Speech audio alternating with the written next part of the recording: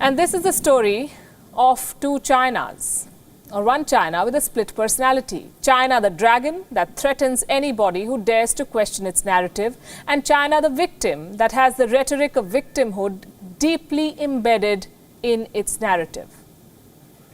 I say this because for months we have been criticized for calling this virus what it is, a made-in-China virus, a Wuhan virus, a Chinese virus. The Chinese regime has threatened those who say this.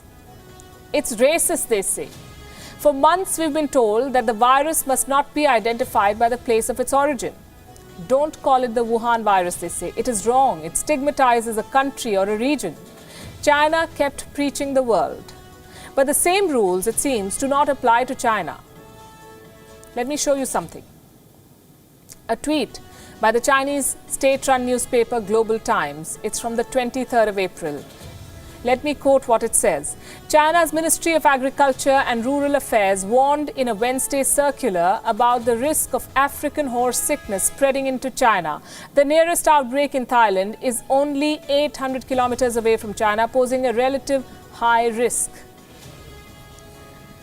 I'm going to repeat some of the words from this statement in case you missed them. China is citing an outbreak in Thailand. It has a name for this virus, the African horse sickness.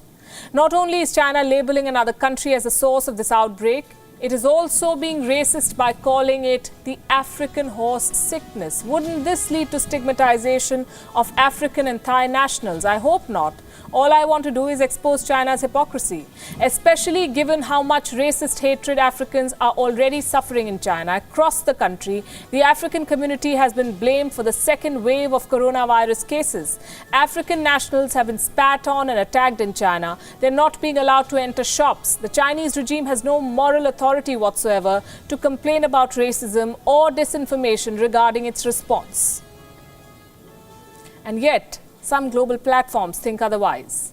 First, it was the World Health Organization. Now it is the European Union. It seems to have bowed to the dragon's domineering. The European Union has revised its report on coronavirus disinformation.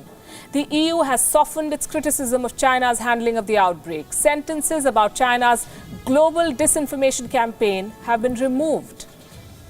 Also dropped from the report are mentions of China's disputes with other nations over the origin of the virus. Why did the EU do this? Reports say that Beijing pressurized the European Union and offered trade concessions. In other words, China threatened and bribed them. So EU representatives now say it is better to quote-unquote forget the politics. What else do they want forgotten? How the Chinese regime silenced whistleblowers, how it re-educated journalists, how it did nothing to stop the virus from crossing its borders, how Chinese money is rewriting the narrative around this pandemic, or how the Chinese regime is exploiting this crisis, a crisis of its own making. Health bodies and intergovernmental platforms may wish to forget this in the name of business. We won't. Our questions will continue.